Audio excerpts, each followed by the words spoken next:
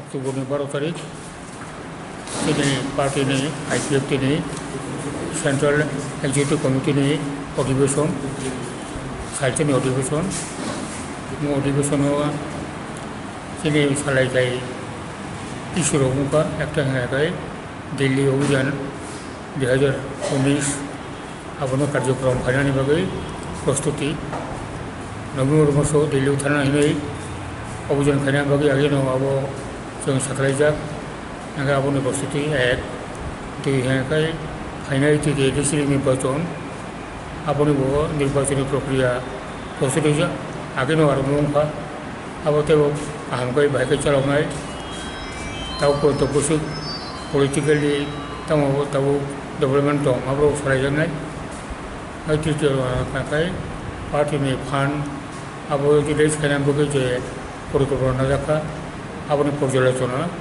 एवं आबोनि अग्रगति सालायजानाय और तीनटा पॉइंट আমাদের সেন্ট্রাল এক্সিকিউটিভ কমিটির আজকে অধিবেশন আছে। এই অধিবেশনে আমাদের যে সমস্ত ইস্যুগুলো আলোচনা হবে তার মধ্যে নির্দিষ্ট করা হয়েছে দিল্লি অভিযান, যেটা আমরা আগেই ঘোষণা করেছিলাম যে এবারও আমরা আমাদের মূল দাবি ত্রিপলিনের দাবিতে আমরা দিল্লি অভিযান করব আগামী নভেম্বর মাসে। এটা নিয়ে আজকে প্রস্তুতি আরও চূড়ান্ত করার দিকে আমরা যাব। আরেকটা হলো যে আগামী তৃতীয় ডিসির ইলেকশনের ব্যাপারে আমাদের অলরেডি প্রস্তুতি চলছে। এই তৃতীয় ডিসি ইলেকশনের ব্যাপারেও আমাদের পার্টি ইলেকশনের জন্য প্রস্তুতি এবং তার সার্বিক মূল্যায়ন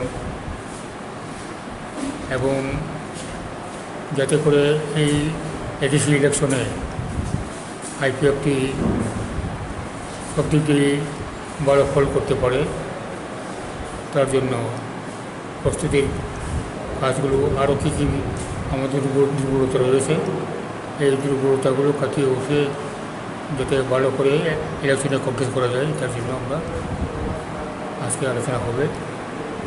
আর তৃতীয়ত সাধারণভাবে আমাদের পার্টির যে ফান্ডের ব্যবস্থা এবং ফান্ডের কালেকশনের জন্য আমরা যে সমস্ত কর্মসূচি নিয়েছিলাম তার অগ্রগতি তার পর্যালোচনা হবে। এই তিনটা মূলেই আসবে। এডিসিতে কি মানে বিজেপির সঙ্গে সমঝোতা করে মানে প্রতিদ্বন্দ্বিতা করবেন না একা প্রতিদ্বন্দ্বিতা করে সিদ্ধান্ত?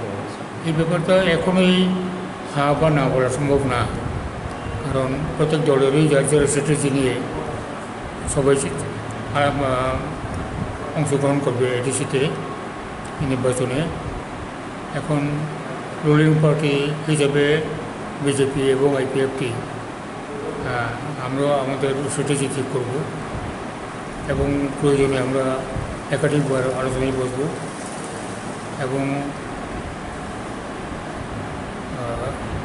রাজ্য সরকার বিরোধী যে সমস্ত শক্তি আছে তাদের ইলেকশন স্ট্র্যাটেজি তারা এখনও পরিষ্কারভাবে জানাই নাই।